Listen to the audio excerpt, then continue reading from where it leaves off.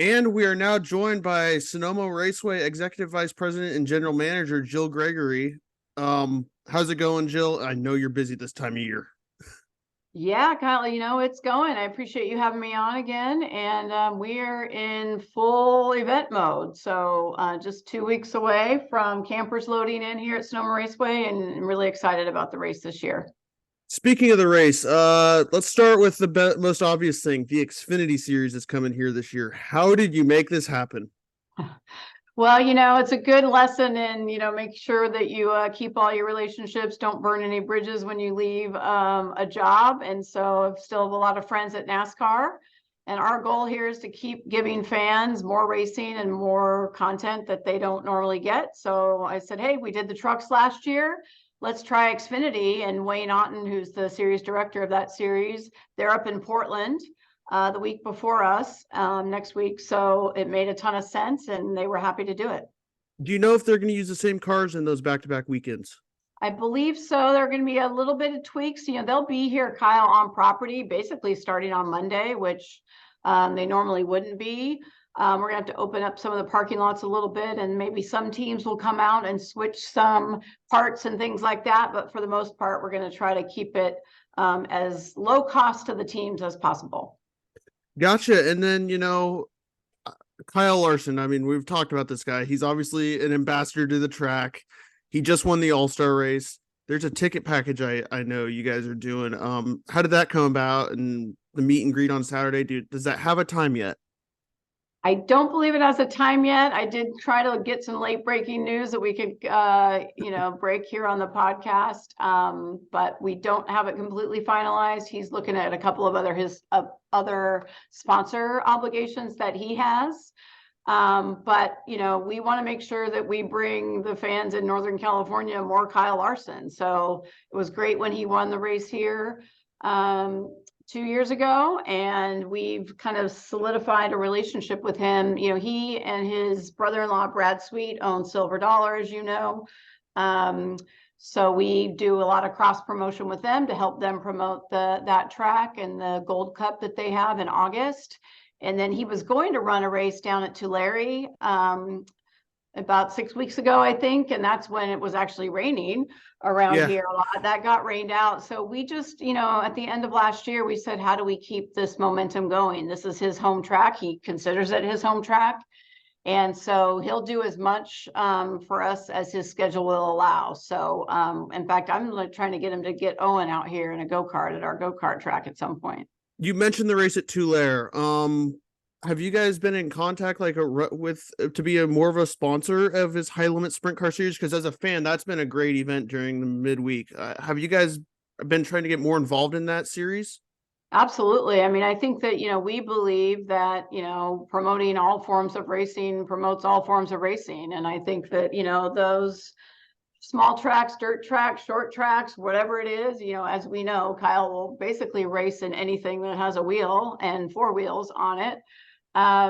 So we have a relationship down with some of his other races. We have a relationship with Flow Racing to kind of get the word out. We're actually doing more things with All American Speedway in Roseville. So I think, we've taken the marketing tactic that, us promoting grassroots racing in California, particularly Northern California, is a really smart move for us. We want to help those tracks grow. And we're doing a lot of cross promotion, and Kyle is a big part of that. Next thing I kind of want to talk about with you is the pre-race show on Sunday. When I saw Shaq was going to be a part of it, I was pumped because I'm a sports fan. I like basketball. I watch the NBA. Shaq's an NBA on TNT person. Obviously, we have Jordan and NASCAR now. How did that happen to where you were able to get DJ Diesel to come to Sonoma? Well, hey, Kyle, everyone wants to come to Sonoma. We kind of flirted around with the idea last year. I have a friend in the entertainment office at NASCAR in LA. And we were talking about, we have a short pre-race window and we always want to do the air show because the fans love the air show. So for us to do a larger concert and kind of all the production that goes in with that, that would really kind of make our morning kind of tough to execute, and we want to give the fans the best show. And so we're like, well, what could we do that gives you that kind of celebrity pop, the music that you want, so the atmosphere is great. And we're like, wow, DJ Diesel, which, Shaq has a lot of nicknames, but that's one of them. That could be a really great way to get the buzz and all the hype that we want, but, do it in a way that is kind of conducive to our race morning schedule. And with the Warriors in the playoffs and the finals last year, it was a little hard to pull off.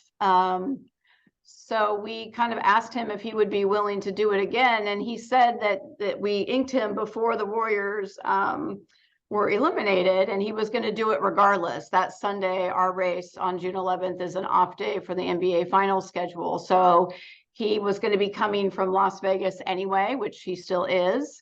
So we inked him, as soon as it got signed, we announced it because we knew it was going to create that novelty for sports fans. Yes, he plays good music, but it's Shaq. I mean, he's going to be walking around the garage. I mean, you saw Jordan and the kind of reaction that gets, and I'm looking forward to having Shaq kind of stand next to a couple of our drivers and see how that turns out. We're going to add Brock Beard in right now. Anyway, Jill, another thing I'm curious about, we had more of the concerts announced today with, the pre-race concert. We have our Saturday post-race concert. How important is it to give this extra, music content to the fans for these during the race weekend? Yeah, it's really important to provide kind of a full slate of activities and entertainment. We're not just competing with other racetracks, we're competing with other sporting events, other concerts. And we know fans have a lot of choices. They're going to spend their time, their most valuable asset, and their money with us. We want to give them their money's worth. So you're going to see not only the Tim Duggar show post-race at the Xfinity race on Saturday that you mentioned, but even throughout the turn 7 and 9 terraces, we're going to have kind of local bands playing up there. We know fans are here to see good racing, and they're going to get that, but they also want a lot of other activity, and we have to be competitive with what it takes to offer kind of a full slate of weekend activities. So, you're going to have all kinds of activities out here in the fan zone. We have a historic Trans Am. Mike Joy and his son Scott are going to be racing in that. That's more content. So whether it's music or racing, or we're going to have, a Ferris wheel and axe throwing contests, and I mean, anything that a fan could want, we're going to get it to them, in addition to the racing that we know is going to be amazing, especially with the changes to the stage breaks. You brought up the Mike Joy racing in the historic Trans Am. In LA, I had the chance to ask him about racing in the historic Trans Am race. He is excited as heck about it, I can tell you. We had the historic Trans Am in 2021. They weren't there last year. At one point they were more popular than NASCAR, Mike Joy said in the 70s. What do they bring? What type of different element do they bring to the race weekend? Well, I think two things, Kyle. I think one, everybody likes the old cars, right? I mean, and California, the love affair with the automobile, and, just feels like it belongs here. But I think the other thing that they kind of bring is that when the fans are walking around, they look at it and they're like, I could do that. Like, everybody thinks they can be a race car driver when they're driving on 101 or, on 80 up to Sacramento or something. And you're like, okay, I could do that. You can't really do it in a cup car, but when you look at the Trans Am cars, you're like, oh, I could totally do that. So I think there's that relatability to the cars out there, and there's some really cool, badass cars. So it just adds a little bit of accessibility, I think, to the fans that look at it. And then also before that, so we have Friday, where we now have the ARCA West Series race was moved to. I like it because it spaces the races out a little bit. Last year, it seemed a little crowded with the ARCA West and the trucks all on the same day. Was that part of the reason why you guys moved it to Friday? And are they going to be able to use pit road like the Xfinity and Cup cars do this time, instead of being down the drag strip? Absolutely. You guys know this business better than I do. We looked at the Saturday schedule from last year.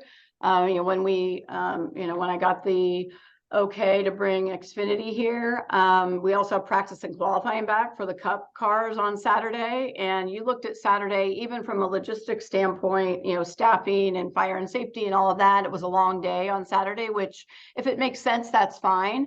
But it allows us to give more content on Friday to the fans that are here, particularly the campers that load in on Thursday. And we don't have to put them on the drag strip. And so I think it worked out fine, but really giving the ARCA West Series competitors and teams their own space and having it feel kind of a little more official, like a weekend. It was a win-win for all of us logistically. Giving ARCA and those drivers who, those races are just as compelling as the Cup races in some cases. Just giving them kind of their own night and their own garage, I think is going to just add to the overall ambiance around here. And now we'll go back to the Xfinity race. You were at the track when Ross Chastain announced he was running the race. I saw you there. And now we know Kyle Larson's running that. How awesome is this going to be? This first ever Xfinity race going to be with these Cup guys that are possibly going to be possibly Ty Gibbs because he's never been here. I don't know about that yet, but how cool is it going to be to have those guys running in the DoorDash 250? It's going to be amazing because, the great thing about, and this goes back to the Xfinity Series brand positioning from several years ago, names are made here. But the great thing about the Xfinity Series has always been, even with the limitations of what Cup drivers can participate, you had the best of the best future Hall of Famers racing against, kids, drivers that are trying to make their name. And any driver we ever asked, even when I was at NASCAR, you remember the controversy several years ago about Kyle Busch and how many Xfinity races he could run. We did some polling of the drivers, the Xfinity Series regulars, and they're like, we absolutely want Kyle Busch in that race, because if I beat him, then I'm going to say I beat Kyle Busch. And so I think that there was, fans maybe cared about it more than the drivers, because the drivers want to prove themselves against the best. So the fact that Ross and Kyle now, especially, when we announced it, when I saw you, Kyle, we hadn't had the latest run in with Ross and Kyle and Hendrick Motorsports at that time. So we've got yet another kind of area of potential controversy. And it just means that field, you're going to have these really talented and experienced drivers that are at the Cup level on a track where some of these Xfinity drivers have never been, the same as we had with trucks last year. So that differential in talent and experience is going to show. That makes for good racing, because that's where the kind of action comes from. I'm curious to hear how now I want to look at NASCAR as a whole this season. We're going to two new venues. We just went to one last year. I wouldn't call it a new venue last week. I would not call it a new venue. It's more like an old venue that was brought back to prominence. You're with the Speedway Motorsports Group. How did that happen to where we were able to get an awesome all-star race at North Wilkesboro? I will say that was kind of the efforts of one person in particular, and then the other one being the owner of Speedway Motorsports, Dale Jr., if you saw any of the social posts and all of the activity around there. I mean, he obviously has a lot of affinity towards the Lost racetracks. He does a whole show on that. And, he had this idea that, I think he would drive by North Wilkesboro and see it kind of in a state of, we'll call it just not ready to race and leave it at that. And the fact that it all kind of transpired around NASCAR's 75th anniversary in the history, Benny Parsons, a huge name and presence in the sport of NASCAR. He had a huge presence at North Wilkesboro, even his legacy there now today, such a tie back to, the most famous drivers in NASCAR history. So to be able to get that facility ready and Cup ready, if you will, with all of the things that it takes from a safety standpoint and just logistics and getting the crowd in and out of there. It was a huge undertaking, but one that made a ton of sense to be kind of that focal point of NASCAR's 75th anniversary. And so I think it just took a lot of hard work, but the idea was Dale Jr. and Marcus Smith saying, hey, what about this? Taking it to NASCAR. I think at one point, you guys know this, they had the All-Star race in Texas, and maybe the fans were a little bit lukewarm to that, and we all wanted to do something. Speedway Motorsports, obviously Dale, and NASCAR, the goal is to put on the best event possible. And the fan reaction that at least I saw, even from 3,000 miles away, was hugely positive. And you don't really find that in a lot of things in this sport, right? There's something that's universally liked. Now, the on-track competition, maybe not exactly what everybody wanted, but the facility, the ambiance, the atmosphere, that was something that was a home run. And so I'm excited to see how it all turned out for my, my colleagues at Speedway Motorsports and former colleagues at NASCAR. Well, the last time they raced at North Wilkesboro, I wasn't even born yet. But anyway, that's funny, Kyle. Did you see there was that whole content piece that NASCAR.com did, and they asked Christopher Bell, William Byron, Harvick, just kind of this cross section of drivers. They did some '90s trivia, and I think Harrison Burton said that he was -4 when we raced at North Wilkesboro last. And Kevin Harvick said, well, I was 20, and he gave that Harvick smirk, Yeah, makes sense. I want to pivot to now the next new innovation that we're doing after Sonoma, the Chicago Street Race. How intrigued are you by this? And is there anything you guys are going to be able to learn from that event? Absolutely learning from it. I think that I'm really excited to see it come to fruition. I think that I know that there's a group led by Ben Kennedy at NASCAR that every year they're looking at the schedule, not just the year ahead, but 3 years out, 5 years out. What are the markets that we should, as a sport, be in? Where are the corporate dollars coming from? And, NASCAR has traditionally never been a big street course kind of product. I think there's kind of a school of thought that our cars don't work well on that type of a layout, but you don't know it until you try it. And it's a novelty. It's in a market that's hugely important. It's going to get some casual fans kind of looking at it. I can't speak for NASCAR. I don't know if it's a long-term solution or thing that will continue to happen. And I think, way back in my career, I worked on an event, an IndyCar race in Houston, on the streets of Houston. And those are hard to sustain. IndyCar does a really nice one with the Detroit event, but it's also on an airport grounds. You're not shutting down downtown Chicago. So I think the novelty of that alone is going to get some eyeballs on it. And you can go to Chicago and probably do, a whole slate of activities, and the street race might just be one of those. You can go to a Cubs game, walk around Chicago. It's a great time of year to be out there. So I think it's going to give us, as a sport, some eyeballs and kind of a momentum that will help. Whether or not the racing is going to be good, we don't know yet. But I think I've listened to a couple of drivers talk, and they're like, well, we don't know what it's going to be like. But the thing is, none of them do. So it's not like anybody has raced on it before. So it'll be definitely something to watch. That's for sure. And now let's rewind a year, and we can bring Brock in on this too, but Daniel Suarez win last year. How important was it for the track to be his first win? And I mean, Juan Pablo Montoya got his first win at Sonoma. We've had a bunch of first wins, but Daniel Suarez to get that first win last year was so awesome. What did it do for you guys? Well, I think it just gave us, not that we can't always talk about something special at Sonoma, just given our location and kind of where we are, I believe, as in the list of road courses, I would say we're the best, but obviously I'm a little bit biased. I do like Watkins Glen, but we are the best. We got the best setting, but it gave us a talking point and a moment that is kind of transcends the NASCAR race. For me, I've been in the NASCAR industry for 20 plus years, and it was one of the most, if not the most, kind of dynamic and enjoyable victory lanes that I've ever been involved with, to see the emotion, and not just with Daniel, which was fantastic, and the fans that came down from the Daniels Amigos kind of fan program that we had, and kind of bum rushed victory lane and, jumped onto the stage almost.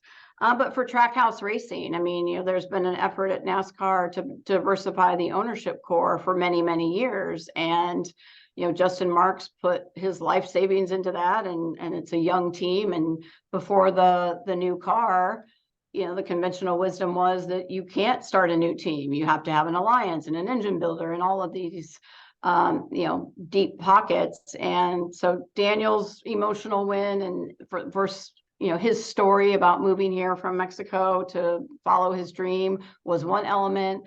A new ownership and how that success looked for Trackhouse was another element.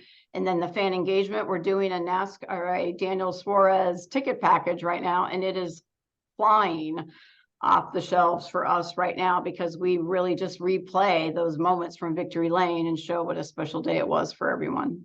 And then who would have thought on that Saturday before that you guys would have Kyle Busch's last Toyota truck win? I mean, I didn't think that would be the case, but wow, I mean, Kyle Busch's last truck win with KBM as Toyota, that was it's overlooked, but it happened at Sonoma. It did. And I think that, Kyle Busch is, one of those figures that if you can kind of put one of his milestones on your resume as a track, you can definitely kind of make your mark out of that. We're Toyota track, so nice and convenient. And like I said, I think some fans are like, oh, Kyle Busch shouldn't be running the truck series. When he's on the track, he's the thing that you look at, the driver that you look at. He's going to make something happen. So to be able to host that, and kind of unbeknownst to all of us, he was going to make a change, but that'll be another moment that we get to have in the Sonoma Raceway annals that says, hey, here are some really meaningful events that have happened at our track. Next, I'm curious to get your thoughts. You talked about it earlier. No stage breaks this year. How do you think that's going to change the racing product? I was thrilled. I was, I think that when you looked at our race last year, and I'm sure you guys know this, we look at every single thing that happens out here post race: fan surveys, lap times, lead changes, points differential, all of those things. And, the road courses with the new car, it took some of the strategy out of the mix. And so, you saw it, you've seen it in a couple of the most recent races. You want the behind the scenes, not knowing what one car is going to do, who's going to take tires, come in for fuel, all of that was a little bit taken out of the mix. And so Elton Sawyer and Scott Miller gave me a call and said, hey, we're thinking about kind of, a way to do that and add some of that back in is to get rid of the stage breaks, or, have, mark them or announce them, but not have them put a kind of a stoppage in play, if you will. And I was like, hallelujah. I mean, we want our race to be as compelling as possible. So I'm excited to see how that plays out. You guys have a student ticket package now, I understand. I'm guessing this is an effort to get younger people like me interested in NASCAR. Absolutely. I mean, I actually sent one to my alma mater. I'm on the Cal Poly San Luis Obispo Athletic Director Board, and we're kind of a unique part of the schedule for college tickets. A lot of tracks across the NASCAR community. I know Talladega does one with like Auburn and Alabama, and they're right in October, and so you've got all the football rivalries happening. But we're like, hey, if you don't have graduation this weekend, $25, use your EDU email address and come out and sample NASCAR. They might not watch every lap of the entire race, but they're going to have a student section. We'll have special beer and wine and kind of concession offerings up there. It'll be, almost like a party zone, if you will. But, get some folks out here, kids, young adults that maybe don't know a lot about the sport, and sample it so that we all know that when you get out to the race and you see it all come to life, that you're hooked. So this is a way for us to get more folks out here and get them hooked early. That is very true. I remember my first race at Sonoma, and after that, now it's like I gotta be in the garage area every time. So yeah, I'm used to that. On top of that, though, are there any other ticket packages you guys are offering? We went over the Larson thing. We went over the Suarez thing. Is there anything else the fans should know that they could take advantage of? Well, the one milestone, another big moment that we're going to have here, it will be Kevin Harvick's last race on the West Coast. This is his, home track as well. I mean, I know Mesa Marin and some of those real early truck series venues. Mesa Marin, probably truly his home track, like 99 Speedway would be mine. But last West Coast race, we're going to do a lot of Harvick things to honor Kevin here. I think Fox will be doing a lot for him, given that he's going to be in the booth for them next year. It's also our last race for the Fox season, and we're on Big Fox this year. So we've been on FS1 the past several years. So being on Big Fox, Kevin's last race, last on the West Coast, it'll be a lot to honor him. And we have a very limited edition special add-on package for anyone that's a Kevin Harvick fan. And if you buy that package, you'll be able to actually meet Kevin before the race. He will talk to the fans that buy that package, and really have a chance to kind of send him off from a West Coast fan perspective. He's going to be inducted onto our Wall of Fame here. He's being inducted in the West Coast Stock Car Hall of Fame, and that event is being hosted here on Thursday night. So it's going to be all for all the time for our weekend, and rightly so. I mean, he's had some amazing moments, not just in the Cup Series, but in the Winston West Series back in the day. And so kind of honoring that and recognizing that is important for us. Lastly, before I get you out of here, I got to ask who your picks are to win the Cup race and the Xfinity race this for the NASCAR weekend in Sonoma. Ooh, God, you're going to put me on the spot. Different from last year. Yeah, you know what? I'm going to go not dark horse, but I'm going to go a little bit. I'm not going to pick Kyle Larson for the Xfinity race, although going against my gut a little bit. I'm going to take AJ. And then I'll take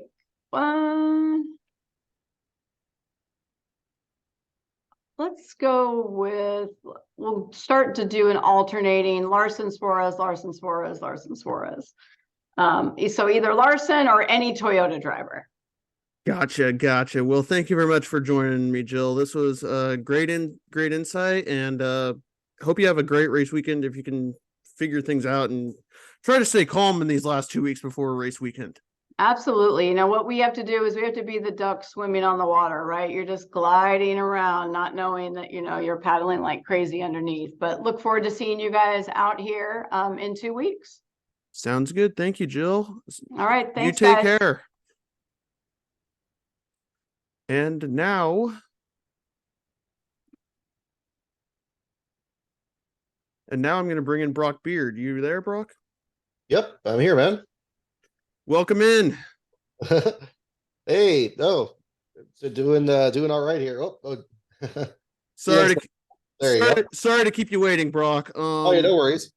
I was just now playing for you here, so no worries. Now we're going to go into the NASCAR season as a whole. What have been some trends and things that you've caught on to that maybe fans haven't noticed this year? Like, obviously, Hendrick Motorsports is legit. They've got William Byron, who's won 3 races, and Kyle Larson that's won 2. What are some trends that you've noticed that maybe fans haven't noticed yet this year? Well, I mean, it's not been quite as competitive as the seasons we saw last year with all those different winners and setting some records there. And I think we've had some teams that kind of surprised people at the beginning of the year. But as you mentioned, the Hendrick Motorsports dominance has just been crazy. They're very much returning back to the 2021 form there. I think last year we were all wondering how much of a ringer this new car was going to throw Hendrick after Larson stormed to that championship in 2021. But you know, I think the answer to that is just 1 year, because Larson's good and Byron, and even though, you know, Bowman's been having some injuries, I think he's going to be one to really watch even this weekend in the 600, on top of course, Chase Elliott. So, I think that's kind of the thing. And they're more than making up for lost time there with the dominance that Larson showed at the All-Star race there. But I think probably, you know, the other surprising thing is just, you know, who hasn't broken through yet. I mean, we haven't seen Kevin Harvick break through yet. Ross Chastain is being just as big of a storyline as he was last year for his aggression, but still hasn't won. It almost feels like he has won multiple times this year for how much he gets talked about. But that just hasn't been the case. I think that, you know, this year we are, versus seeing a lot of drivers that have won races and seeing how big of a story they've been. Now we're seeing people that are just on the outside looking in, being a bit more of a story. So, which is good, you know, I think personally good, because now we're getting more of the field that we're talking about, but not necessarily in the same way.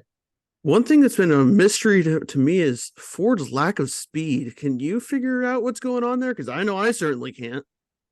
It's very shocking. Joey Logano in particular has been really off these last few weeks. And I don't exactly know what it is. I know Denny Hamlin's podcast has been, I think, mandatory listening this year because he's done a great job of actually bringing in um, the little details about, what he kind of expects between one manufacturer or the other. And he seemed to be very down on the Fords not being quite as competitive. And that's very much the way things have played out. I mean, Logano is almost a factor in the NASCAR championship this year with a couple of last place runs and just some poor finishes and kind of hitting some walls that we don't usually see. Ryan Blaney's losing streak continues even after Truex broke through to get his wins. Yeah, I'm not exactly sure. I mean, I think the one team that seems like they've more or less stayed the same from last year, in my opinion, would be the Roush Fenway Keselowski team. They closed the last year very strong with Brad Keselowski coming very close to some top fives and wins. And of course, Buescher's breakthrough win at Bristol. They seem like almost, I'd say, one of the best of the bunch right now. They had not been the most spectacular overall. And I think that also speaks to how far off Ford has been. But they're kind of ones to watch. Stewart Haas is kind of gaining a bit of ground from last year too, and and seeing that at the same time. But yeah, they're the positions they're battling for are generally not for the win, which is very surprising. You mentioned your last car championship. May as well give us an up-to-date look at that right now. Who's leading in each series? Well, let me get that pulled up here. We have in the Cup Series, I believe we had a pretty close battle there between a number of the other contenders here. Looking at the checking out our other stats from the other series here in the Truck Series here, Dean Thompson is still the leader in that division, but it's very close. Last year, we almost had a different last place finisher in every one of the races until very late in the season. And this year here, we're already off to that start. We haven't had a single repeat last placer. Poor Dean Thompson there has had just terrible luck. Of course, his interview back at North Wilkesboro stands out there. 4 bottom fives and 6 bottom tens is head and shoulders ahead of Brennan Poole and the rest of the field there. Looking over to the Cup Series side, Ty Dillon is the only driver with 3 last place finishes this year. BJ McLeod and Joey Logano, as mentioned, Logano earlier, tied for second place there, just a little bit behind. And then over in the Xfinity Series side, Greg Alding is leading those standings, but very close over Anthony Alfredo. Again, no repeat last place finishers in that series. And then, of course, the news today that Galding himself is not going to be in racing in Charlotte. Natalie Decker is going to be taking over the number 08 for SS Greenlight. So potentially, whether her or anybody else in the field could keep that streak going. So very wide open in trucks and Xfinity, but the Cup Series side a little bit more lopsided towards one single leader. Speaking of the Xfinity Series, you're like me. You've never seen an Xfinity Series race at Sonoma. That's the one thing we share in common this year when we go to the race. What was your initial impression when you heard they were coming to Sonoma? Oh, I absolutely hadn't. Very excited. I know that last year coming into the race, they had that thrilling race at Portland with the wet weather and seeing how competitive the racing was up there. Our staff writer, Ben Schneider, was actually covering the action up that week before he traveled down here to help with the coverage down here. And yeah, I think the Xfinity Series, they put on I'd say the best racing of all 3 series right now. And it's been that way, especially since they've kind of scaled back on some of these Cup drivers. I know you were talking with Jill earlier about Kyle Busch being in the Truck Series here, but I'd say the competitiveness of the Xfinity Series has been very much by really letting these other talents really kind of find their footing and getting drivers like John Hunter Nemechek and Cole Custer who have Cup experience, being able to mix it up with the Xfinity guys. Now, no doubt going into this race, they're going to get some other Cup guys in that field, whether that's going to be, Ty Gibbs or somebody of that nature. I think that could be expected. But yeah, really a competitive series, and especially at the road courses. We've seen guys really excel, whether they're standalone drivers for that series or fill-in drivers, road course ringers and so forth. Parker Kligerman and his great runs for the Emerling Gaze team and other programs. It's going to be fascinating to see how that plays out at Sears Point. after seeing it at tracks like Coda and Portland and the other tracks. The one concern I would have to say, and I remember this was raised last year, is having it follow Portland so closely. If anybody has any serious wrecks or damage that they got to fix there, they're going to be stuck out here on the West Coast. They're going to have to kind of piece their cars together, kind of like what we saw with Norm Benning in qualifying last week at North Wilkesboro. I think that's going to be very much a challenge for these smaller teams out there. Big teams, they'll probably have a backup car, somebody else to lean on. But I think at the back of the field, depending how how I wouldn't say violent, but how physical the Portland race is, and it certainly was last year, it could be a little bit of a tattered field at the back of the field there. And I think that's one thing to certainly watch. What have been some of your initial impressions of the graduates from the truck series up to the Xfinity series this year? You mentioned John Hunter Nemechek. We've got Chandler Smith, who graduated and up to the Xfinity series this year. Sammy Smith didn't race in trucks last year, but he is still running. He's a rookie this year. I mean, what are some of your impressions of these guys? I mean, they're clearly really talented, but the Xfinity series field as a whole is really good. I mean, what are your impressions of these guys? Strong. Very strong. I mean, it's I think Chandler Smith has certainly been one of the breakout stars there. I think this year. He was always very good with Kyle Busch Motorsports and so forth in the truck series, but he's really come into his own this year in very short order. Very nearly won that Vegas race, broke through at Richmond.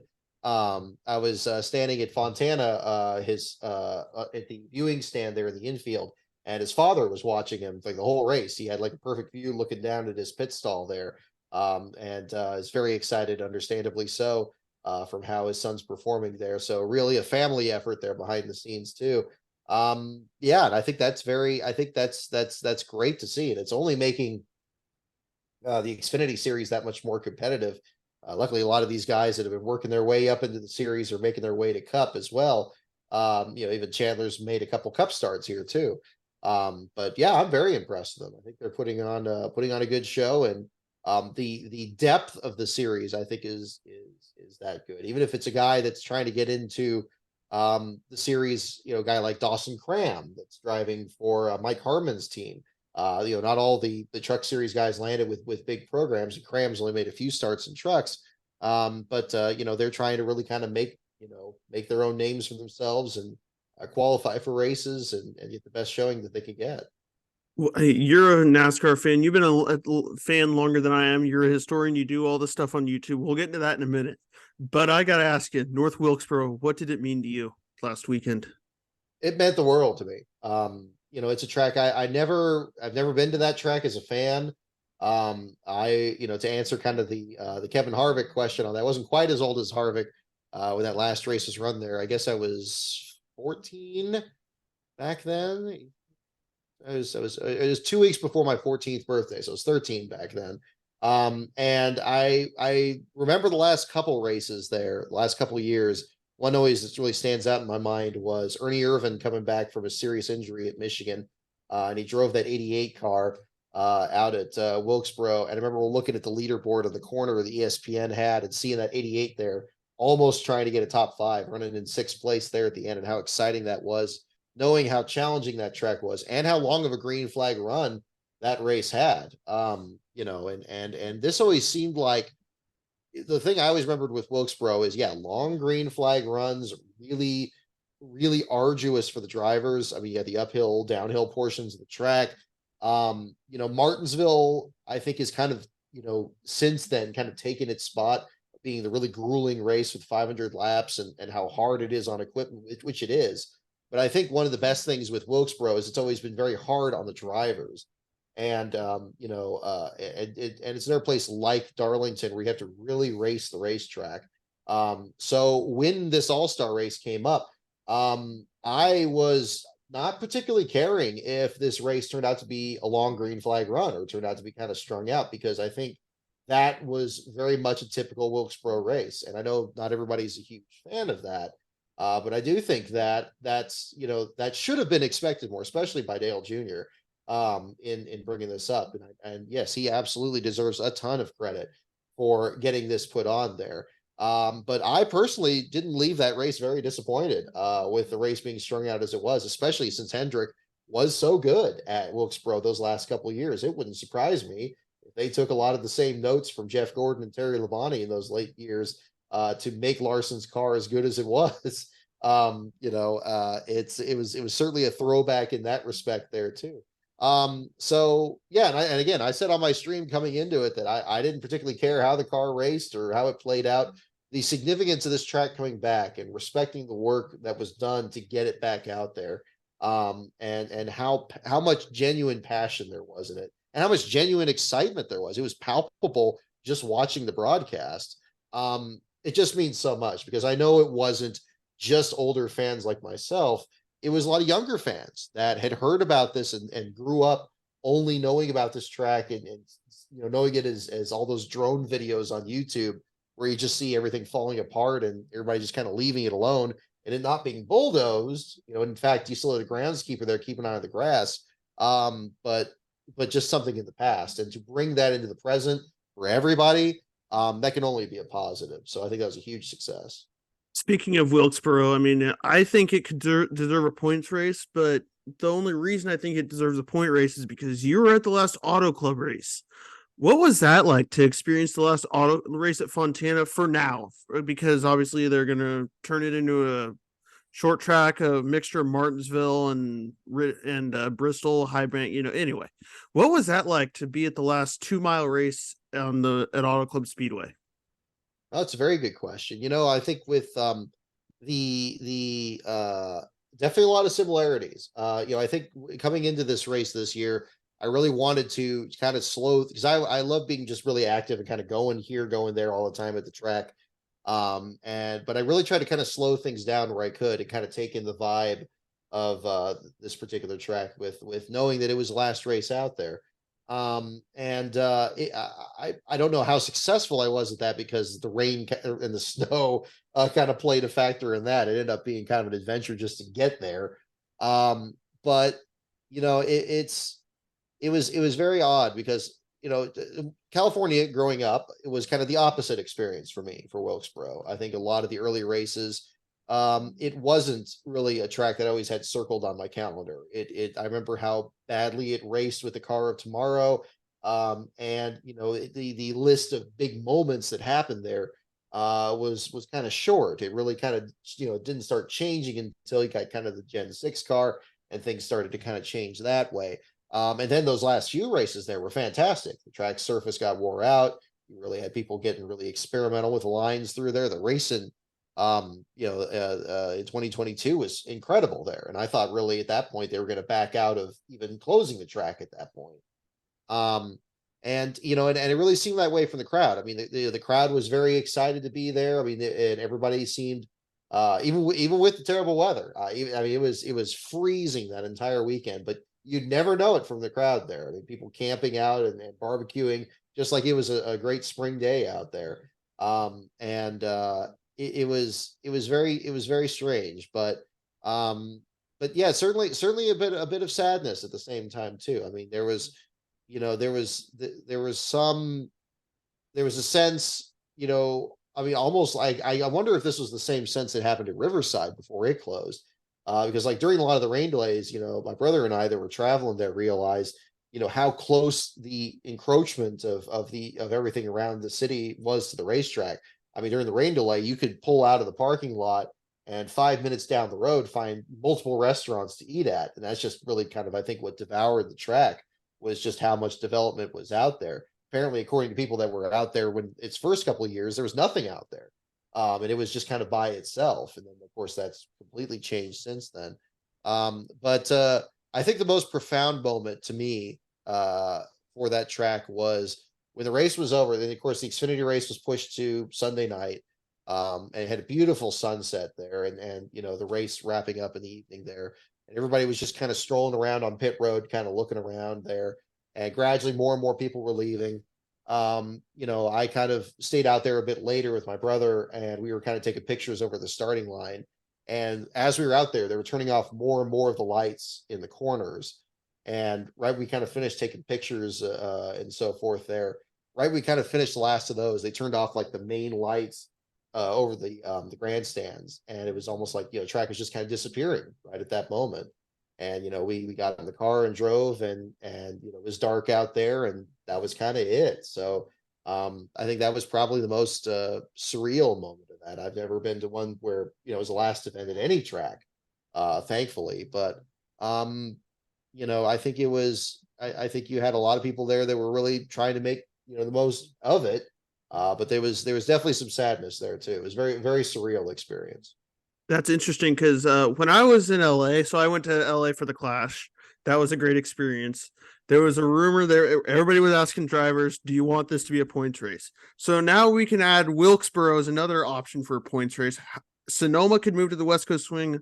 How would you go about filling that gap? Because we've got so many different, feels like darts being thrown at the dartboard. We won't know until September how this all works out. But how would you go about it?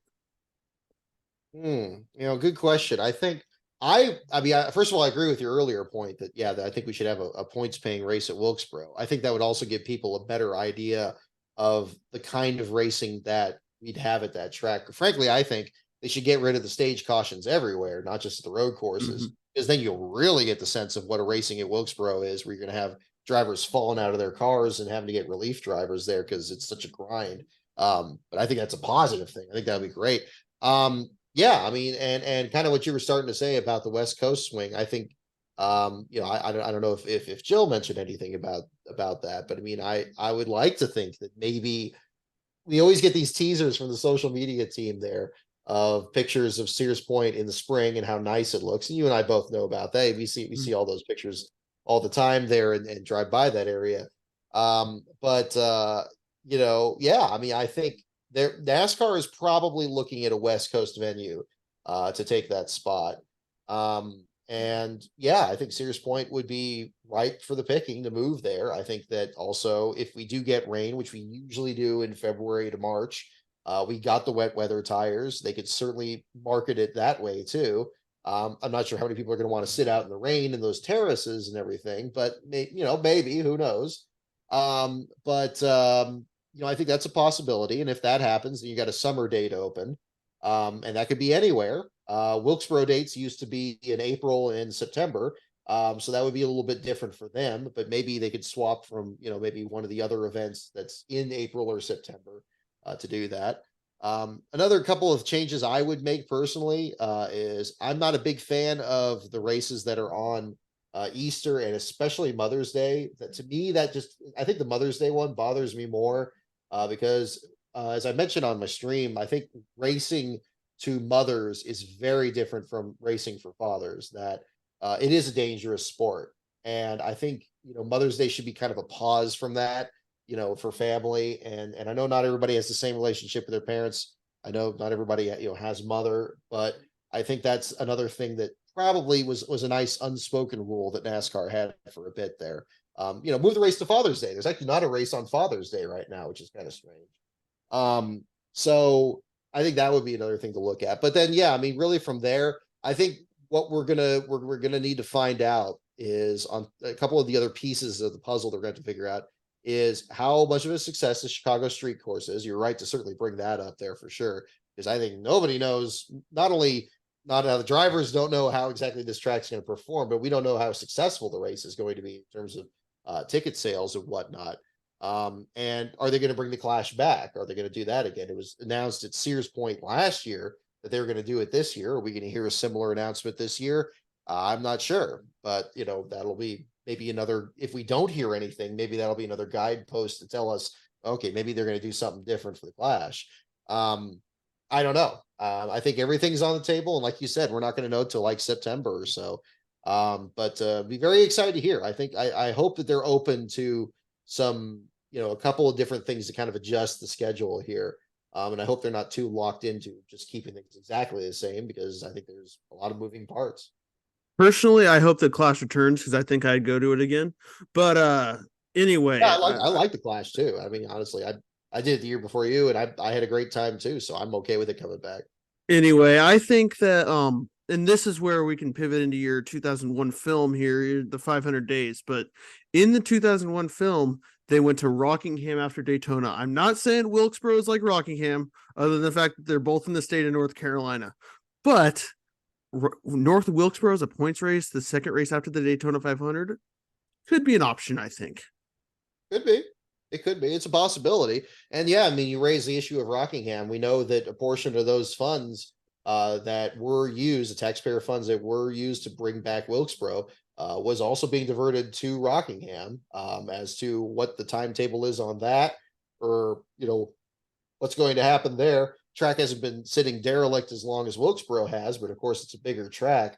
It even had safer barriers installed in it when we had the Truck Series there about a decade ago.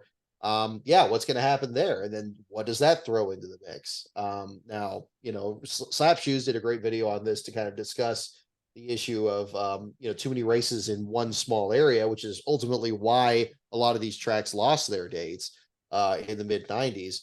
But I think, it wouldn't hurt. I think now that everybody's right sizing the grandstands and trying that, I'm starting to think it's not as much of a problem to really put a lot more races back in, the immediate area of that. Certainly for somebody like me, if I'm planning on covering a couple of races, I'd love to be able to do one and then drive just a couple hours to get to the next one the next week.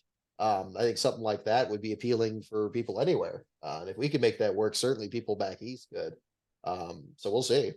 Now, talk to me about first of all, we'll talk about 500 Days because that series is awesome. What gave you the inspiration to do that? Because I'm learning a lot about the 2001 season that I had no idea about.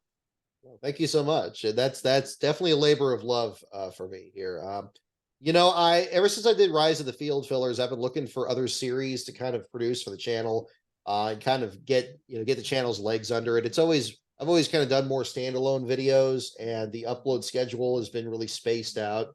And I'm really kind of trying to change that and kind of produce some more regular content on there because it's so competitive on YouTube, and I think we're still kind of a small fish in that pond there. And I think to really kickstart things, I felt like I really had to make a statement, especially on in terms of historical content there. So I was having a Field Fillers episode on Stanton Barrett that was taking too long to make. I was looking for other content to kind of fill that gap. And I thought back to a lot of my videos are on the 2000 season. I was like, well, let's talk about the 2000 season and kind of how it went to 2001, because that silly season I remember was really crazy. Maybe it'll be a little geeky, but I'm not sure if, people will probably be into it. But then when I started making that video, it pretty much went right into Speed Weeks 2001. And then it went right into the Daytona 500. And of course, that went right into Rockingham and the Earnhardt tragedy. And it turned out that, yeah, I was working on a much larger project than I thought I had taken on. And really, I ended up kind of putting other projects aside, other standalone videos, and just kind of worked on that. So actually, it ended up slowing my upload schedule more to get, especially those first 4 episodes up. I just re-uploaded, re-released today. The combined total of that, it's more than 8 hours of content. Those first 4 episodes there. But it was absolutely so rewarding because I think I was chewing over this before the show here tonight, that I think, to me, 2001 doesn't feel that long ago. Some of the memories are just really just kind of burned in your memory. Certainly Daytona and really both Daytona races and the rise of Kevin Harvick. Then what happened in September, of course. But there's now been so many other people that have grown up that either were too young to remember those moments, were very young, or weren't even born yet, kind of like what we were talking about with North Wilkesboro.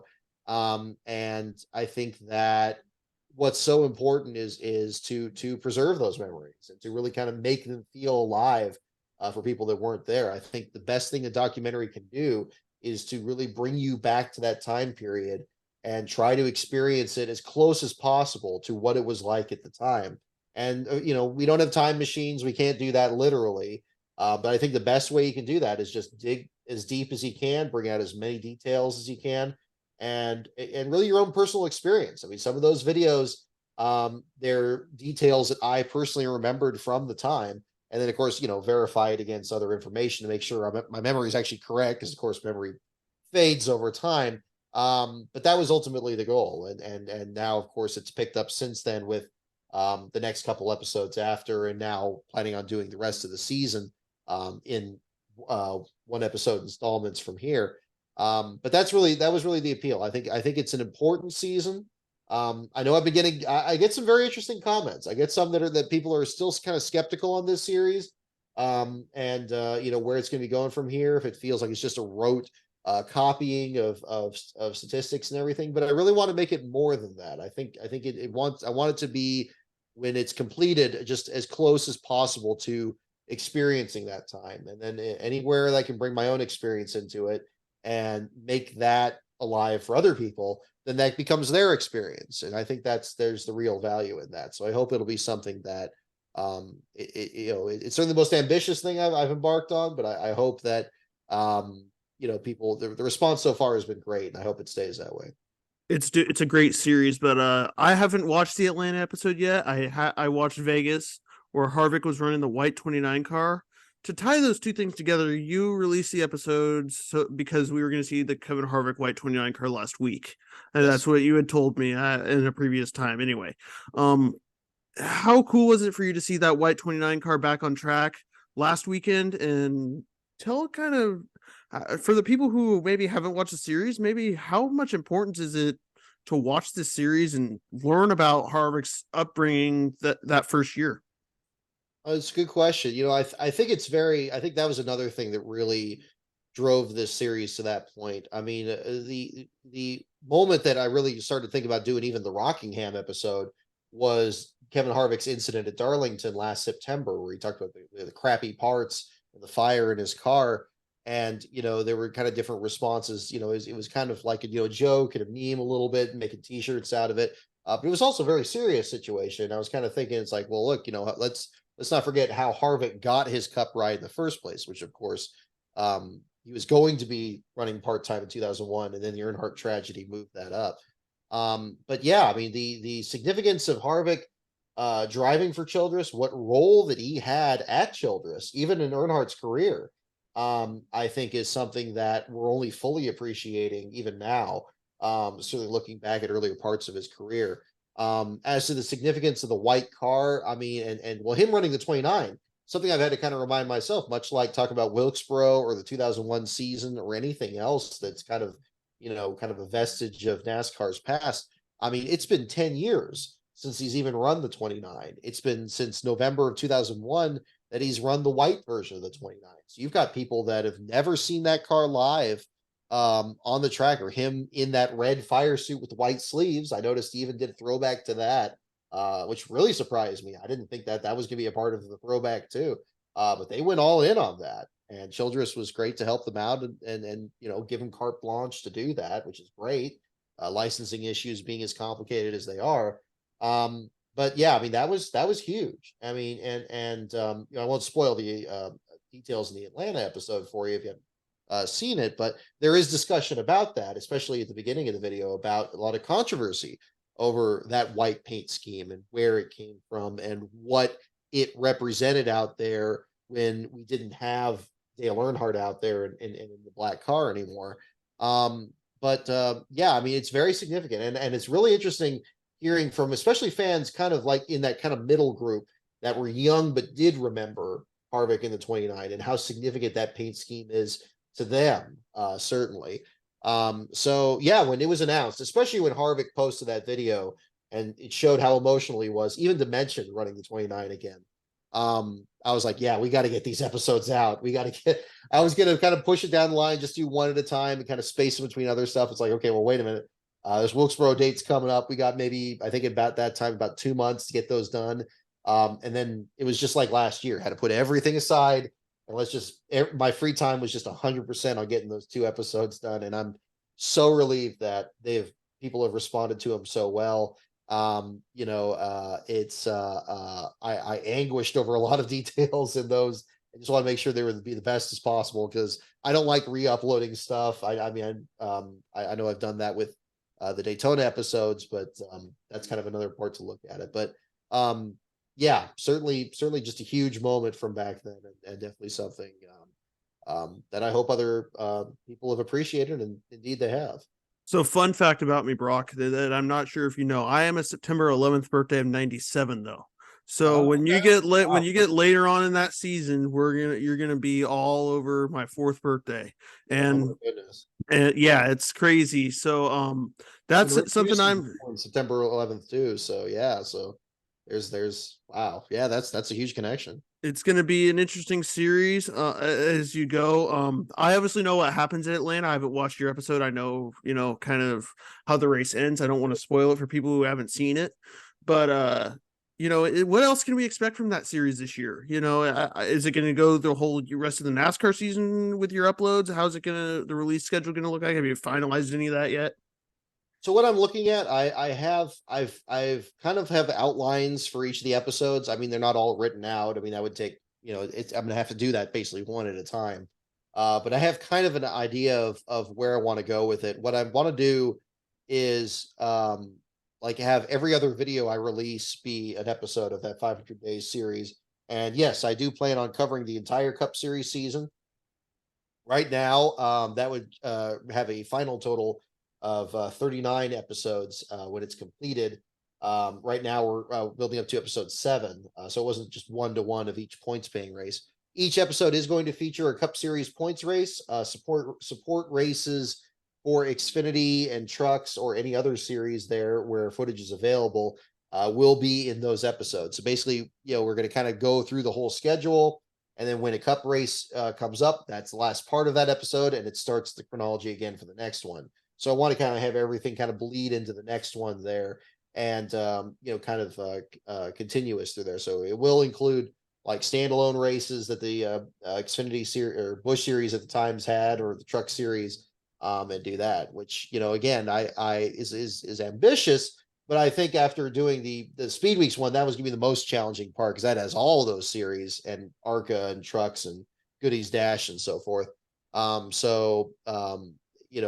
But the focus is going to be primarily on the top 3 series, but especially the Cup Series action, because it's always going to be more of a focus on the events from that year, and everything else is going to be kind of just to contextualize what happened. Certainly, if we got to talk about Kevin Harvick, the Busch Series season has to be featured in there because the double duty that he pulled off that year is a massive part of talk about 2001 in general. So that's going to be in there. So as to how it's going to play out in terms of release schedules, best way to find out my patreon.com/LastCarOnBrock, or my Twitter feed @LastCarOnBrock. I'll have updates on that as we get to each one. Gotcha. And then you mentioned your Rise of the Field Fillers from the 2004 season. Fans can check that out too.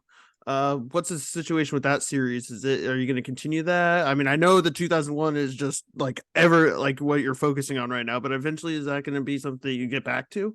My plan is to really kind of do both. I think the trick with doing any of these series, and this was definitely an issue with field fillers, is that setting up the episodes and getting them written doesn't always work to the best timing on the schedule.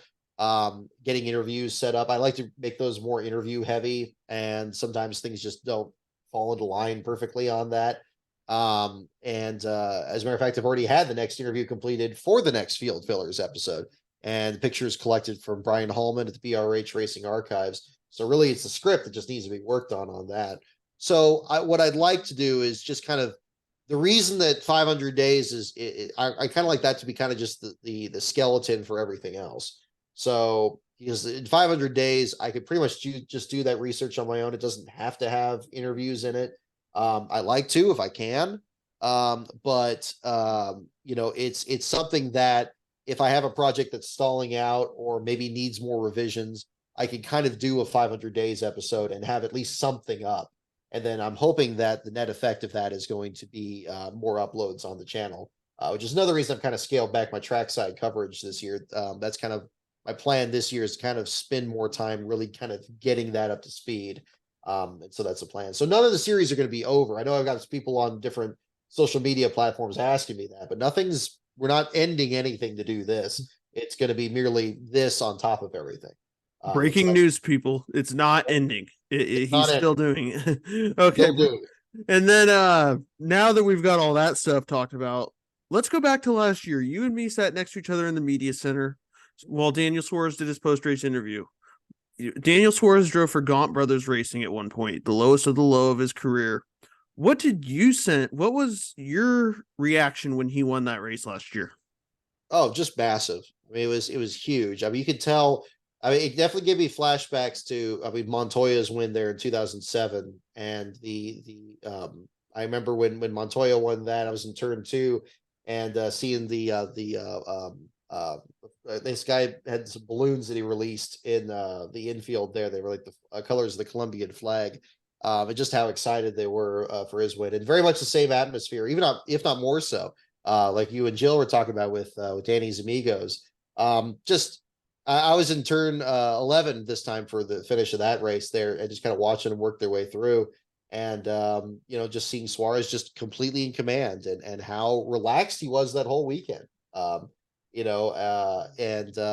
was so rewarding to be there and to have seen that moment, and what it meant to everybody there too. I mean, not just for his heritage and his ancestry, and to bring international drivers into NASCAR, which is already huge, but also trackhouse racing, and really, I think the thing that really struck me with Suarez in general with that win is, I think that's overlooked a little bit, is he was under massive pressure coming into that race, but you'd never know it from him. The fact that Ross Chastain came on as his teammate and was so almost instantly successful, like immediately way better than he had ever been driving for Chip Ganassi. Ross Chastain was winning at Circuit of the Americas when Suarez blew a tire and had a run spoiled there, winning again at Talladega. And now it's like, okay, is the one car now the flagship entry, and like what Suarez doing there, is almost the attitude. And unfortunately, in sports, sometimes that happens. People forget how good somebody is and how close they are to winning. And I think it would have been, I think in some drivers' cases, they probably would have responded to that very differently. Maybe there would have been more resentment. Maybe you would have thought like, oh, this guy's getting better equipment than I'm getting. But I sensed from those interviews that was never the case. Justin Marks always said that he always believed in Suarez, and was committed to him being successful.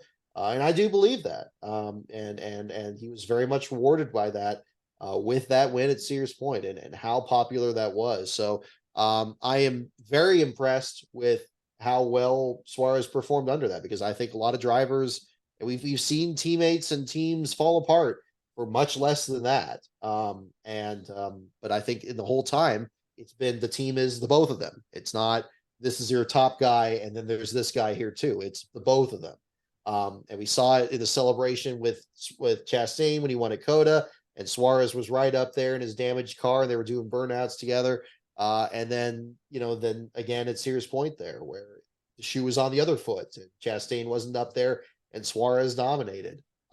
It's great to see, and I think that only speaks volumes for how good Trackhouse is going to continue to be. You mentioned Ross Chastain earlier, and you just mentioned him now. He's been a story this year, to say the least. Yes. Let's get into that a little bit. What has Ross Chastain really done since his Hail Melon at Martinsville to really just be a name every week that is either a villain you love him or you hate him? Because him and Larson are the feud this year. Last year was him and Hamlin. It seems like it's Ross versus the world right now. What do you think he's done to transcend the sport, and to where every week it's like, oh boy, Ross is up front? Well, it's one of those things. One of these things, it's whenever the Ross Chastain scenario, this situation comes up. I mean, it's I am forced to think back to other times where other drivers were accused of similar things. Ernie Irvan has come up a lot in a lot of these discussions, and making comparisons to a driver with a lot of talent, maybe not the most wins, but certainly the most aggression, and getting to the point where other drivers are being outspoken and being frustrated and racing against him. There's been a lot of hair splitting that has been coming up here as to whether they should compare him to Irvin, or to Dale Earnhardt, or to any other driver. And I can't help but think that, like, NASCAR has always had somebody like that at some point or another, whether it was Tony Stewart, whether it was Ernie Irvan, whether it was Kurt Busch, whether it was Kyle Busch. I mean, they've all been through these periods where they've been really aggressive, and if not wrecked people, been in situations where they've really kind of put pressure on other drivers, or just kind of race them a little harder than other drivers feel like they should be raced. And that amount has just kind of ticked up this whole time with this playoff system, and drivers have had to do crazier and crazier things. And I think the ultimate result of all of that is a driver like Ross Chastain that just kind of looks for just a little bit more than everybody else. But I mean, in any one of these scenarios, it's always part what's actually happening and part a media spectacle too, because I mean, you and I or anybody else out there would love to just say, oh, he's at it again. Remember when this happened? Remember when that happened? And now he's doing this. It almost becomes a self-fulfilling prophecy when something does happen. I honestly think with the thing with Chastain that's fascinating about it this year is that Larson has been in just as many overly aggressive incidents these last couple of years, whether it's throwing that block at Talladega that wrecked Bubba Wallace, or the blocks on Chase Elliott at Watkins Glen or at Fontana, or the incidents with Ryan Preece this year at the Bristol Dirt Race. It makes one wonder why, it could just easily be saying, oh, what's up with Larson? Why is he wrecking all these people? I think the difference comes in is if Chastain had won 3 or 4 races instead of Larson, we probably would be hearing a lot more complaints about Larson instead of Chastain. And that's how bizarre these situations can play out. Where's the comparisons to Joey Logano in all these discussions about where Ross Chastain places in this right now? Logano has increasingly these last couple of years said he just out and out, he's an aggressive driver and he completely owns that. And where are his comparisons to Dale Earnhardt? Where are his comparisons to drivers of that nature? So it's always a very selective thing when somebody is rattling the cage of people, and for some reason it's just the right combination of personality and incidents and what responses they get from other drivers out there that makes them the media darling, and suddenly they're the big name, and I think it's very hard to change that. I think for Ernie Irvan, that kind of stayed in his whole career. And even when he wasn't as successful, in the later years of his career, and even after he came back from his injury. But Ross is just that guy right now. And I think it could be a situation like Darrell Waltrip, where Darrell rattled cages and was outspoken and stuff like that. And then all of a sudden, Rusty Wallace spins him in the Winston in 1989, and now everybody's cheering Darrell and they're booing Rusty. It's going to take somebody even bigger to spin him out, and that's going to be kind of it. So I don't know, but it's fascinating to watch because we don't know where it's going, and we don't know how much further it's going to go. And I'm not going to say that's not captivating, because it absolutely is. Another thing that we haven't hit on yet is the ARCA West series. They always put on an interesting show. Speaking of Ross Chastain, they always put on an interesting show. What are you expecting in the ARCA West race this year? Sorry, we're just bouncing all over. Yeah, that's fine. I mean, I think ARCA West would be great to see. I'm pleased to hear that. Sounds like they'll be able to park back on regular pit road by having their own standalone date for Friday to get their race in. So that's good. I think that's going to increase their visibility both for the fans and also for media. I think it makes it a little bit easier to get there rather than going through the tunnel to the other side there. So I'm happy to see that. I think that's definitely the event that usually gets the most overlooked, which is too bad because it usually puts on a great show out there. And you get guys like Jim Inglebright, and then other competitors. Unfortunately, Jack Sellers not around anymore after he passed away, but used to get a lot of veteran drivers out there to mix it up with the young guns. And then, a couple Cup Series guys out there that are just trying to get extra laps. I think the Xfinity race will take a little bit away from that, just like we saw with Truck Series last year. But that's fine, because then you're still going to get a lot of series regulars out there. They're going to be able to be center stage and kind of focused. I haven't followed the series as much this year, but I'm very excited to see who turns up for it. My understanding is Bobby Hillis Jr. usually runs the neon paint scheme there. Unfortunately, he's just going to run a white car. From what I hear, this year he's just going to run the neon car at the Bull Rings this year, which is too bad because I loved. I'm a sucker for any bright colored car out there, and his was one of my favorites from those last couple of years there. But it's still good to see him out in the field with a lot of the regulars and see how they perform. Our ARCA correspondent Ben Schneider is going to be attending the race with me this weekend. He did a great job covering the West race last year. I think he'll be able to follow even more of those storylines as well through Friday. So we'll find out what happens. And then on Saturday, you're a history geek of the sport, but Mike Joy racing the historic Trans Am. How cool is that for him to be back? And the historic Trans Am as a whole, I know we don't really know much about it, but we had it in 2021, and Mike Joy is just great to have in that series. He is, and it's such a natural element for him because Mike Joy is such a wonderful student of the sport, the sport's history, and his knowledge and what he's experienced. I mean, a lot of what he's experienced firsthand alone would fill multiple volumes of books. So him out there and then being able to drive the cars, you can tell just like any massive enthusiast to be able to get behind the wheel of these cars and cars with their own history themselves is just huge. And then of course his son Scotty has just grown up in that environment, and they've run 24 Hours of Lemons as well. They've had just so much fun in these competitions, and it's great to see. And I think, especially as the Fox portion of the schedule kind of wraps up with Sears Point, I think it's also a lovely reward, kind of transition into when NBC takes over and being able to kind of enjoy the rest of his year as well.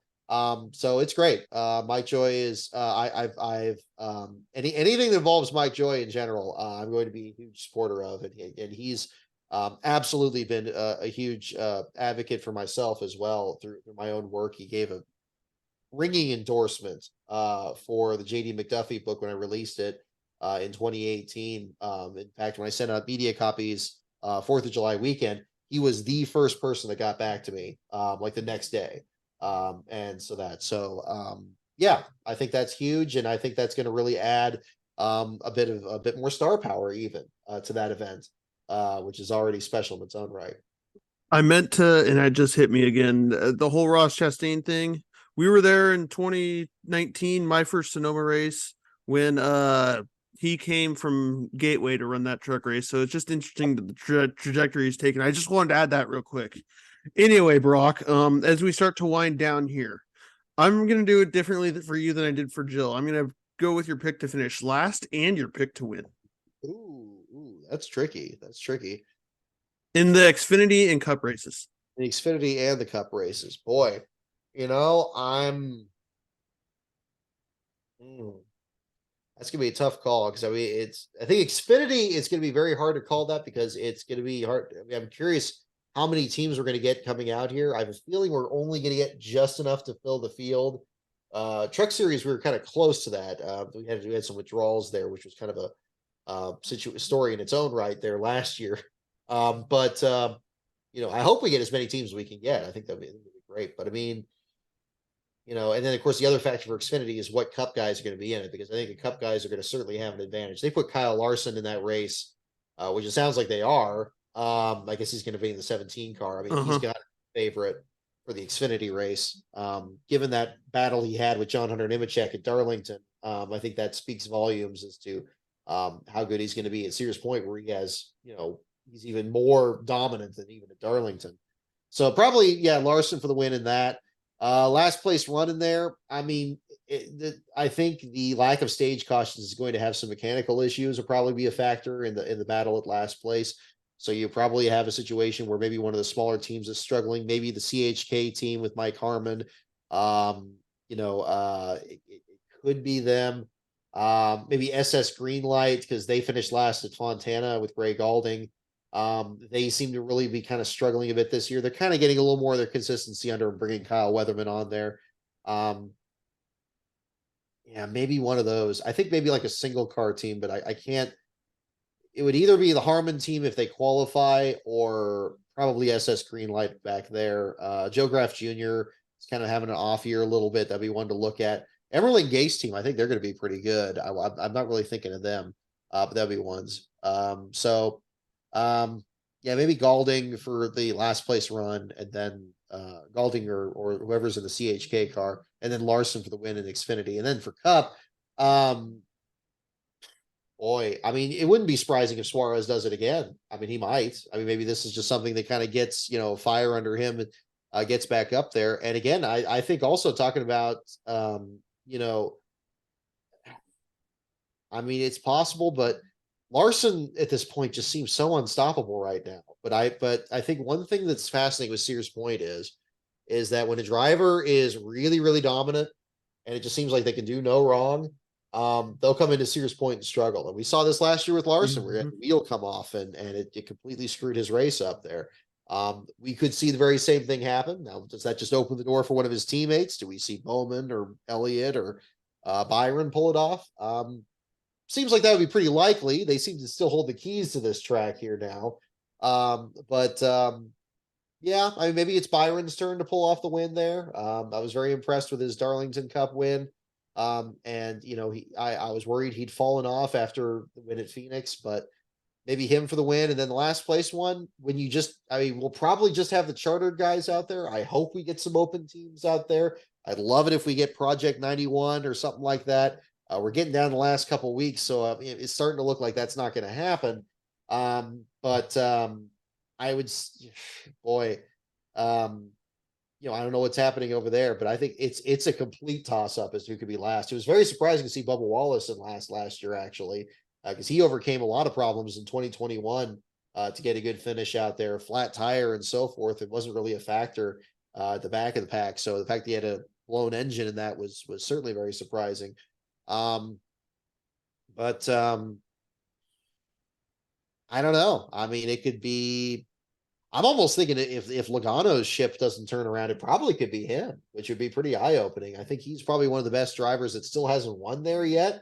It seems like he's always a factor to be good, but with if Ford is not able to turn their ship around, the 600 or Gateway, which is really a short amount of time, I'd probably look at a Penske guy and probably Logano in particular. There's something is off with that 22 this year, and I don't know what it is, but I mean, that would put him right into NASCAR championship contention if it does happen. So stay tuned. You mentioned the no stage breaks. You obviously have been watching NASCAR a lot longer than I have. I started watching in 2011 when there was no stage breaks. How important is it to have the strategy back at Sonoma? Massively important. Massively. I mean, one race, I mean, do you remember the 2012 race there with Clint Boyer and Tony Stewart and Kurt Busch battling for the lead in that one? That wasn't the race where Tony Stewart ended up on the tires, was it? No, that was 2011. That was his battle with Brian Vickers. 2012 was the one where Kurt Busch was in the 51 car and it didn't have a sponsor. That's right. Yeah. Battling Clint Boyer. The fascinating thing with that race is the first 85 laps were run under green. Which you would think, oh, what a boring race. It's like, you know, especially after what we've seen at Wilkesboro here, but no, quite the opposite. 85 laps of that race, and almost all of it had Kurt Busch right on top of a Clint Boyer battling for the lead. Both of them just looking to see who's going to blink. And then on top of that, the pit strategy about who's going to try to outfox who, whether it's a well-heeled team like Boyer's was for Michael Waltrip Racing at the time, or the completely unsponsored Phoenix Racing entry with an old Hendrick car that Kurt Busch was driving. It was a fascinating race, one of my favorites in the track's history. And you really got to see drivers really just try to just hang on and run as aggressively as they can. We could very well see a race like that again with long green flag runs in it. You know, I think that it could potentially be as good as what we saw for most of Circuit of the Americas earlier this year. There were some incidents, especially at the end, that kind of turned things on its head. I hope we don't get to that point, because I think that would just get completely crazy at Sears Point. We probably end up having like 4 or 5 green white checkers there because of how easy it is to slip off course and draw another yellow there. You know, we could have a real dominant performance, whether it's by a guy like Kyle Larson that's been that good this year, or a driver that's been waiting in the wings like an Alex Bowman or drivers of that nature there, Ross Chastain even, that could really kind of make a statement and lead as many laps as they could. Yeah, that'll be interesting. And I'll be very interested to see who could cycle their way back up there too. I was very pleased last year, even when we had stage cautions, to see guys like Michael McDowell and Chris Buescher in the mix for the win. I thought both of them put on a fantastic show. And I'd love to see them do that again without the stage cautions and really try to kind of work things out. But the great thing with not having the stage cautions is you get one incident that maybe happens just on the outside of a fuel run. Is somebody going to go for it? Is somebody going to take 2 tires? Is somebody going to, stay out, or did they count the race backwards, Jeff Bodine style from the start? I think when they decided to do that, I'm so glad Elton Sawyer, was offering that. I think the 2 tracks it helped more than anything were the legacy road courses of Sears Point and Watkins Glen. I think we're going to see great racing at both of them, and great strategy, hopefully, in that. Whether it's caution free or it isn't, I think it's going to be a fantastic show. So I'm very excited about that this year. So fun fact, that 2012 race was actually the first Cup Series race I ever attended. I went to, I think that was something like that. Or no, it was the race where Marcus Ambrose coasted uphill. Jimmy That was Johnson. 2010, yeah. 2010. Okay, yeah, anyway, they all run together at this point.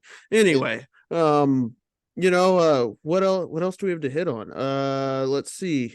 Is there anything else you have to add? I mean, we've hit on the stage breaks, all that type of stuff. What else are you thinking what else are you looking forward to for this event? Sorry to interrupt. Just in general, just the event. I mean, the Fontana race is the last one I covered in person, so it's just gonna be great just to be able to get back to the track. And I'm sure we'll be meeting up out there and figuring out what's going on there this weekend, and kind of checking out what the what's going to be happening on track there. I think it's going to be another interesting weekend. I'm going to be very excited to see which Xfinity teams really take to the track. Programs like Colleague Racing, that have, I mean, they've run the Cup race last year, but I mean, their Xfinity program has always been kind of their strong suit. How well are they going to compete? Or guys that just never have had the chance at all, guys like the Emerling Gase team, guys like CHK Racing further back in the field, how are they going to perform? Who are they going to bring on? We heard about Brad Perez get another run out there in the Xfinity race. Last year, he carried the NASCAR logos on the rear deck of his truck there. Very excited to see what he can do in the race this year. Yeah, I'm just excited to get going and see what happens. Looking at the calendar, since it's so early in the month of June, I've overlooked that it's so soon there. But yeah, we're gonna find out. Just got some new pants to wear for the race weekend here. Just came in the mail today, so we're suiting up and getting ready to get at it. While I've got you here, I'm going to reveal my race picks for the wins in both races. I'm going to make it easy on myself and just take the absolute layup of Larson to sweep the weekend. Yeah, I think that's very well possible. He showed no signs of slowing down at Wilkesboro. There's a track that hasn't been on the circuit since '96, and they're keeping the same configuration from last year with the chute. If the wheel doesn't literally fall off like last year, he's going to be very tough to beat. I don't see that changing in these next couple of weeks of the 600, which he won in dominant style before, and then Gateway, which is still pretty wide open with just the second Cup race there. So I expect him to be just as tough when he comes here. My dark horses that people that we haven't even talked about for the Toyota St. Mart 350 is Martin Truex Jr. They have been returning more to form this year, and all of Joe Gibbs racing at the road courses, they were much better at Circuit of the Americas. They haven't run a road course since then, but I think one of those JGR cars could be in contention because last year they were all running around together. We talked about this in the media center. So I'm looking out for those guys to see how they do too. That'll be huge. Because yeah, last year they were terrible. But Truex was my fantasy pick in this race last year, and he was just, they completely called the strategy wrong or the setup wrong or both. Because I remember he pitted towards the end, and he was like towards the end of the lead lap and just never had a sniff of the lead. But this year Truex is already looking better. He's got the points paying win and won the Clash. I think they'll be good. Ty Gibbs, seeing how he's going to perform out there, I think that's going to be another part to kind of really look at, and how well he's going to do, because I think he's shown he's been so adept at the Xfinity series, no matter what race he's run on. And I keep waiting for him to. I predicted the start of this season, Ty Gibbs wins something like the first half of the season. I mean, I originally thought like first third, but now we're moving already into the first half of the season.